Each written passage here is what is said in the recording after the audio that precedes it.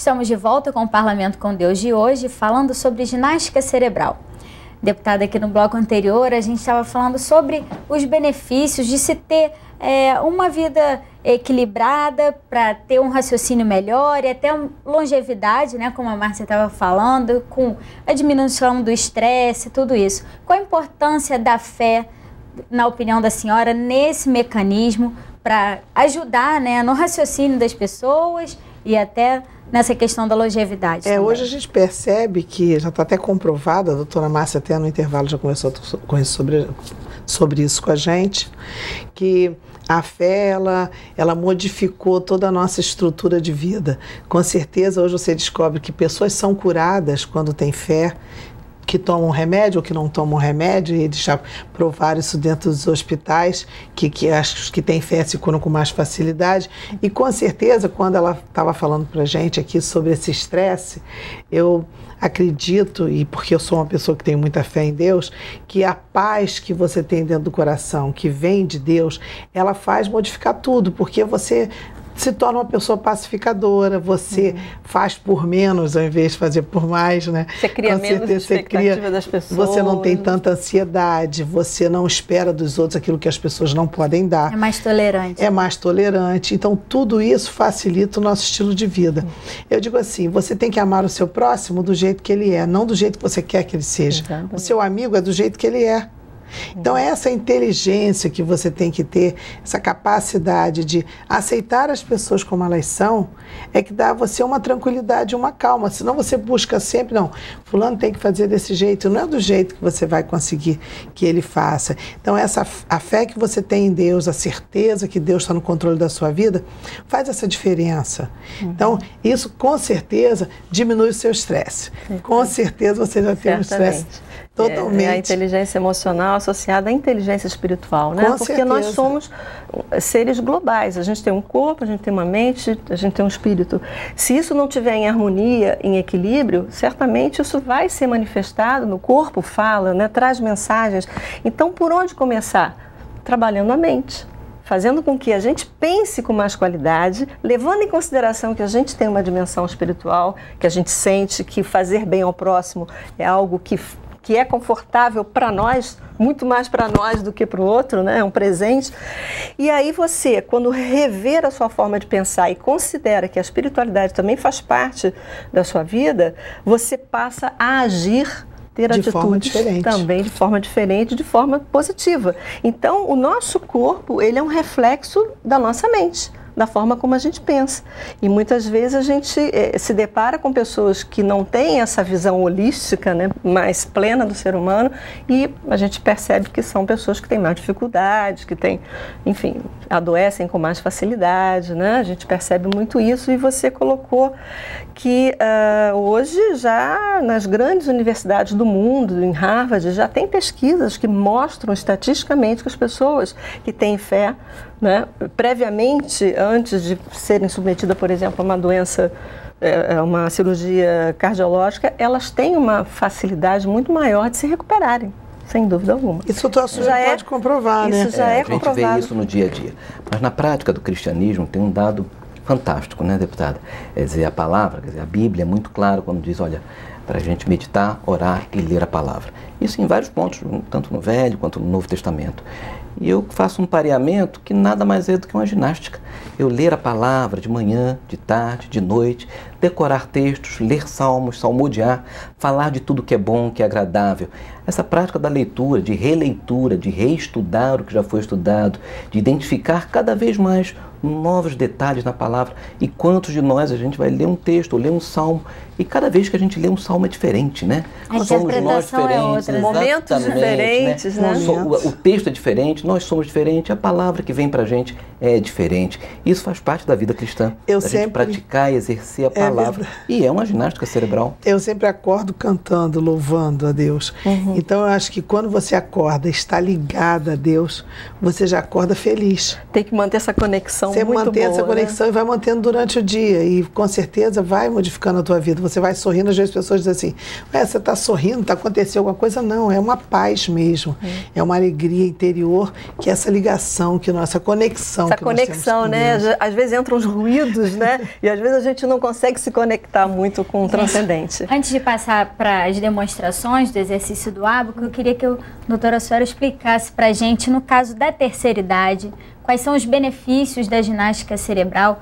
Quer dizer, exercitando o cérebro, a pessoa tem menos tendência a adquirir doenças, por exemplo, relativas à senilidade, o Alzheimer, todos esses males que hoje afligem cada vez mais com o aumento da expectativa de vida? Com certeza.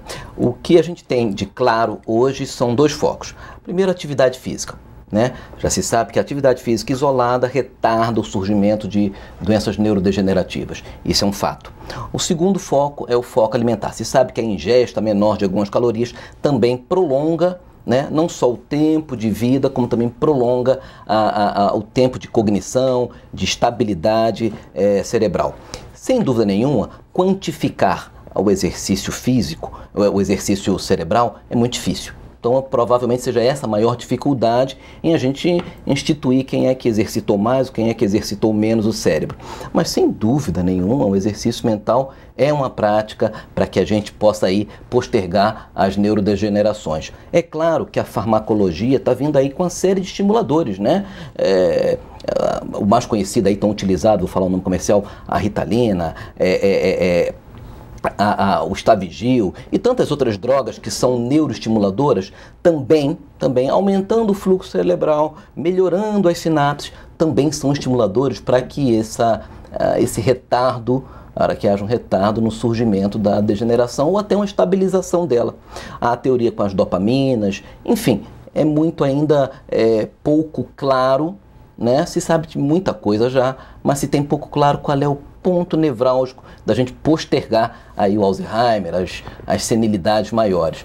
A gente tem exemplos. A gente citou aqui o exemplo do povo do Mediterrâneo, a gente citou o exemplo do japonês, tem alguns que a gente copia o estilo de vida dele, copia a alimentação, tenta copiar a atividade dele, aí pareando para neuroestimulação, para o exercício mental, para o exercício cerebral, sem dúvida nenhuma. Qual é o principal foco? A impressão é que é o conjunto, é a harmonia e, sem dúvida nenhuma, a fé maior. Eu sei em quem que a gente tem que depositar nossa fé, eu sei que a gente tem que depositar quem, no final de contas, quem no final de contas manda nisso tudo, né, deputado? Quem mas ele fala para a gente fazer a nossa parte, né? Ele está lá conectado com a gente, mas as lições de casa nós é que temos que fazer. E ele não vai entregar tudo na mão de Deus, claro. O que depende de nós, ele não mete, né? Márcia, então ensina para a gente uma das lições de casa. Desenvolver algumas habilidades para a gente se preparar, não é, para que a gente possa lidar com tudo isso e até melhorar essa conexão, quem sabe, né? Então, o método Supera, ele surge há 7 anos atrás, né? Quando o Antônio Carlos Perpétuo, com dificuldade com o filho, resolve ajudar o filho, pesquisa, estuda, cria, sistematiza um método, né? Que é um método de estímulos cognitivos, onde você, trabalhando, exercitando o cérebro, você desenvolve essas habilidades, você aumenta em concentração, aumenta em velocidade de raciocínio, você aumenta em raciocínio lógico, você, como consequência, você torna a sua mente mais ativa, mais criativa e nos preparando melhor para a vida, né? Então, o ábaco é uma das ferramentas pedagógicas que tem um poder incrível de exercitar o cérebro, associado a outras ferramentas. Ele também potencializa outras habilidades. Então, nós temos, além do ábaco, a gente trabalha com desafios lógicos, onde a gente tem uma apostila que tem diversos exercícios para trabalhar o raciocínio lógico, para trabalhar a percepção da pessoa, que ela consiga perceber novas saídas, novos, né, caminhos para resolver um determinado problema, porque o nosso cérebro, ele tem uma tendência a entrar na zona de conforto. O nosso cérebro, ele é preguiçoso. Se você não fizer com que ele pense de forma diferente, ele se acomoda. Nosso corpo também, isso é um efeito nefasto. Como? Nosso corpo também se acomoda. O corpo também tem uma relação, né? E isso tem vamos dizer assim, um efeito muito tirano, muito perverso, né? Se você não colocar realmente a sua mente em ação, em atividade, você começa realmente a ter os males degenerativos, você começa realmente a perder neurônios, você começa a ter dificuldade nessa neurotransmissão que com o exercício você recupera. Então a gente trabalha com exercícios lógicos, com um material em apostila, a gente trabalha com jogos, né? A gente trabalha com neuróbicas, como o próprio nome está dizendo, né? É uma aeróbica dos neurônios, é malhar os neurônios, sim, né? As neuróbicas, elas vêm exatamente para tirar o nosso cérebro da área de conforto. Então, é a gente quebrar as nossas rotinas, né? Não que a rotina não seja importante, a gente tem que ter uma rotina diária. O problema é quando você sempre faz aquela rotina da mesma forma, sem mudar. Né? Então, as neuróbicas, elas vão fazer com que você se sinta desconfortável. Por exemplo, se eu pedir para todos vocês cruzarem as mãos agora, qual é o movimento que vocês vão fazer? Bom, esse aqui é o habitual. Todo mundo faz isso. É confortável? É tranquilo. Agora eu vou pedir para que vocês mudem completamente a forma de cruzar. Bem diferente mesmo, e fica lá um pouquinho. O que vocês acham? Esse não é o primeiro movimento que você pensa, né? Não, você é o se primeiro forçou a pensar não é, daqui a pouco coisa você diferente. volta naturalmente, aí você, né? Isso é uma ação simples. Porém, quando você começa a emanar estímulos diferentes para o seu cérebro, você começa a exercitar aquelas mesmas coisas de forma diferente, né? Você começa a gerar mais nutrientes para o seu cérebro, você começa a fazer com que ele se refaça, se fortaleça, porque já está provado que ele cresce, ele se modifica, ele se fortalece. E são coisas simples que você vai estimulando, às vezes a pessoa não se dá conta, e o exercício do ábaco também é um método simples, mas que você vai obriga a pessoa a raciocinar de uma maneira diferente. Isso, vai aumentando em complexidade. Esse exemplo que eu dei aqui é um exemplo bastante simplório, né? Mas se nós vamos ao supermercado toda semana, cada semana no supermercado. De preferência, para poder descobrir onde é que está cada gôndola. Exatamente, exatamente. Você não ir sempre mecânica. O problema é quando a gente torna as nossas ações muito mecânicas. Né? Então você não está trabalhando, você tem que realmente dar trabalho para o seu cérebro. Ele tem que se sentir desconfortável, porque senão ele fica preguiçoso. Dá um exemplo para a gente, antes de encerrar, desses mecanismos que são utilizados pelo ábaco, né? Estímulos cognitivos, são ferramentas pedagógicas. Aqui nós temos o ábaco, né? Que a gente pode, eu vou fazer uma rápida demonstração nesse aqui, que é um menorzinho. É muito simples. Você primeiro, por exemplo, o ábaco pode estar meio desarrumado. A primeira coisa que a gente tem que fazer é zerar o ábaco. Né? O ábaco, ele é constituído de contas e a gente vai ter aqui um ponto de referência, né? A gente tem vários pontos de referência, então eu peguei um pedacinho dali e trouxe para cá. Então vamos imaginar que aqui nós temos a linha da unidade, né? Então nós temos uma continha representando o número 1. No ábaco, toda vez que eu subo para essa trava aqui horizontal, eu estou adicionando. Toda vez que eu desço, eu estou subtraindo. E aqui nós temos a fileira, né, a coluna das unidades. Então nós temos 1, se eu subir mais 1, eu tenho que número? 2. Se eu subir mais 1? 3. Se eu descer 2? O segredo do ábaco não é você fazer o cálculo mental.